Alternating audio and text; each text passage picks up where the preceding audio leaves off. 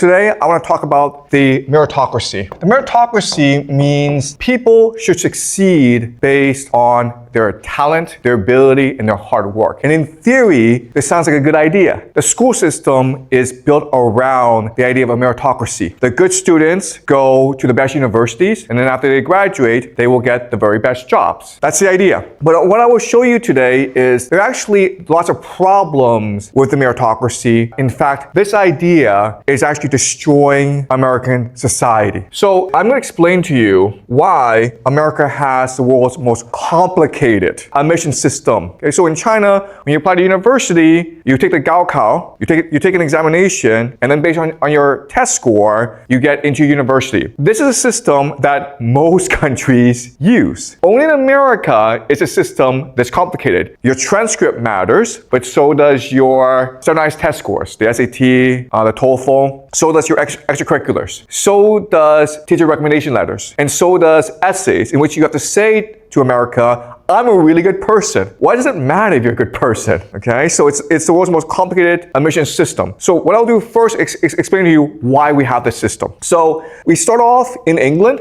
in the 1600s. And at this time in history in England, there's a major conflict between religious belief and the king. The king is head of the Anglican Church, which is the official church of England. And there's no difference between the Anglican Church and the Catholic Church. The only difference is in the Catholic Church, the head is the Pope. In the Anglican Church, the head is the King of England. That's the only difference. In terms of rituals, in terms of belief, it's the same. Now, there are people called Protestants who believe there should be no Pope, there should be no king. You should, as an individual, be able to access God directly. And you do that by reading the Bible. So at this time in history, there's a major conflict between the Protestants, the Puritans, or dissenters, and the king. And it leads to wars, basically. And so the solution is the king says to the dissenters, hey, there's this new place called America. It's far away. Go there, guys, and leave me alone. Okay, so the dissenters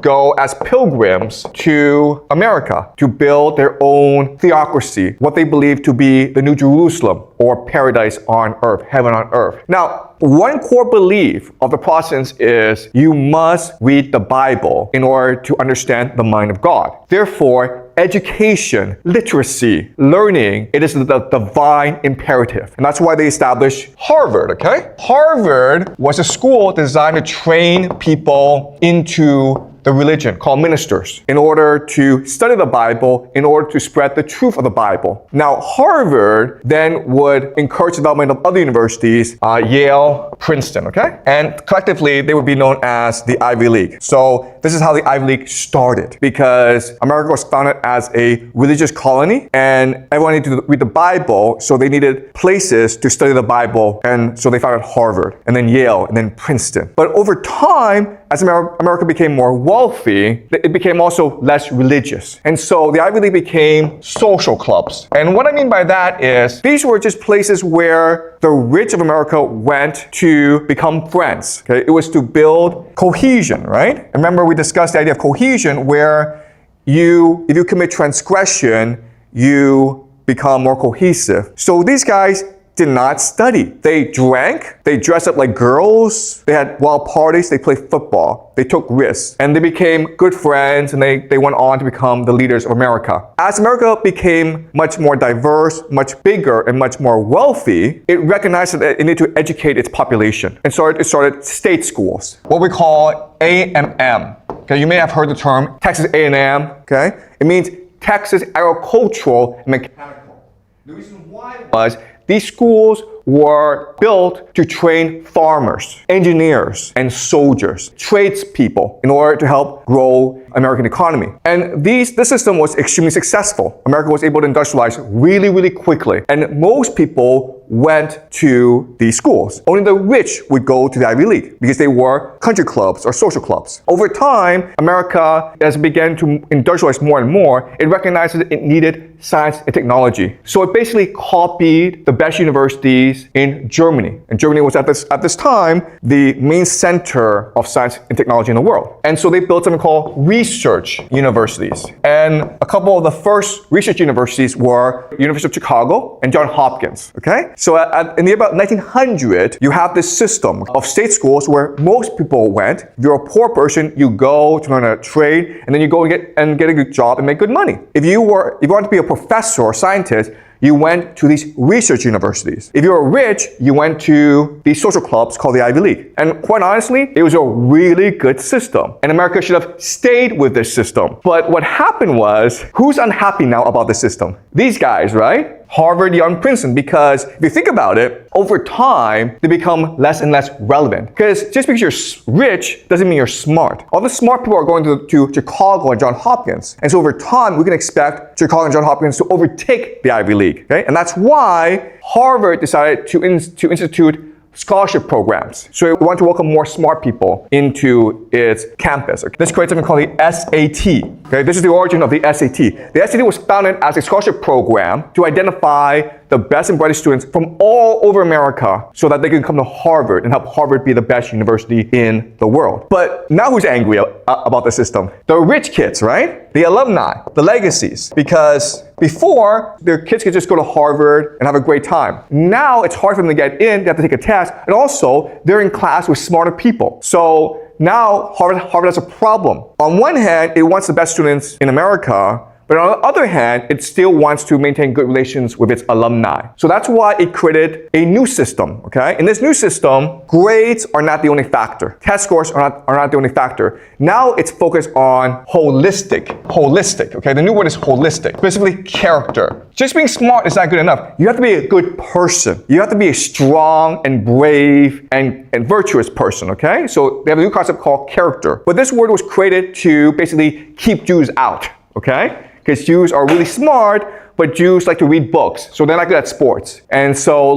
that's not good. We need people who are manly, who are strong, who are brave. We need white people, okay? So they developed this holistic system. And that's why we have the system that we have today, where it's not just test scores, it's essays, it's transcript, it's teacher recommendations. Because today, we have the system to identify both the Jews and the Asians, keep them out. So the purpose of all these changes is to ensure that Harvard remains the institution of power in America. Does that make sense? Harvard's not interested in academics, it's interested in power. Therefore, it must ensure that the people who come to Harvard are the ones who are most likely to succeed. And that's why it doesn't want all Asians. It wants a mix of students. Okay, now, in this new system, there are two key concepts. The first key concept is the idea of secrecy.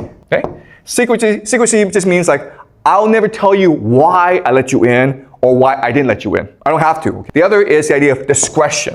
Discretion means that I can choose to let in for no reason. Okay, so in China, if you get a really high score on the Gaokao, Beidao or Tsinghua has to let you in. Not in America. You could be the best student in the world. They don't care. If they don't like you, they'll just say, we don't want you, okay? They have their own institutional reasons to let you in, and they'll never tell you, all right?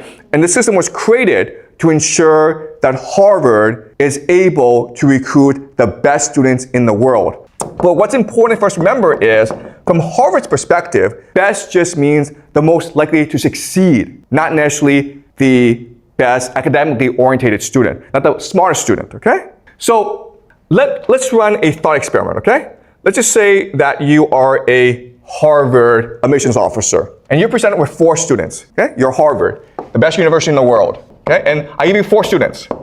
And you can only let in 1 student, okay? You tell me who you let in, and I'll tell you if you're a good admissions officer or not, okay? Okay, the first is the best math genius from China, okay?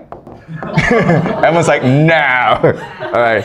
Second is the best basketball player in the world, okay? Basketball player in America, okay? Okay. The third is the best student in the world. And the fourth is 3 generations of Harvard. Okay? So your father, your grandfather, your great-grandfather went to Harvard. Who do you let in? You guys know the system. Exactly. Okay? You don't even think about it. I let in number 4, okay? Because you know that in the world, he is the most likely to succeed. You're not interested in educating smart people. All you want to do is graduate rich people. Okay? So let's just say this guy doesn't exist. Then who do you let in? Exactly. Yep. This guy. Definitely not this guy. Definitely not the math genius from China, because you know that he's probably just going to end up as a math teacher, math professor. We don't want that. Okay? We don't want professors, we don't want lawyers, we don't want doctors. We want people who will be head of a company. We want people who will become a famous rock star. We want people who will become president of the United States. That's what we want. And yeah, so either one of these two is fine. No, okay? But we want these guys to apply because that helps us look better, right? We want people to apply so we can reject them so that our metrics look better, okay? Okay, that's how the system works. So let me explain why they do this. Why is the system set up like this? So Harvard is first and foremost a venture capital firm, okay? You're an investment firm. So let's pretend you're a venture capitalist, and I give you two options, okay? And you tell me which option you pick. Option one is, I want to open a restaurant, and I need $1 million from you, okay? But guess what, guys? My uncle works for the government, so I can guarantee that he and his friends will come to my restaurant every single day. And so there's no risk. There's absolutely no risk involved. I guarantee we'll make at least $500,000 a year. No risk, easy money, okay? Number two is, I want to start a website that's AI and Bitcoin and all of this, okay? Problem is, I don't even know how to write code. I have no experience doing a website, and my idea isn't really fleshed out. But if it works, we can make $1 billion, guys, okay? So option one is low risk, really good plan, solid returns, $500,000 a year, okay? Option two is concept, vague idea. I have absolutely no experience doing any of this, but we could possibly make $1 billion. Which option do you take? Okay, you always take this, guys, okay? Right? Because you don't need $500,000. That's boring. You want $1 billion. And that's the mentality of Harvard, you understand? They want to take a risk on you. They don't want students who are solid and who will become a professor. That's boring, okay? They want crazy people who will change the world because that makes Harvard look good. Okay, another way of saying this is they rather have a class where 10 people succeed and 999 fail rather than 1,000 people succeed slightly. Does that make sense? Okay? Why? Because we only remember the 10 people who succeed. We forget everyone else. Okay? That's the Harvard mentality. And that's why they're the most famous university in the world, because they're looking to create as much brand name recognition for themselves as possible. Okay? Does that make sense?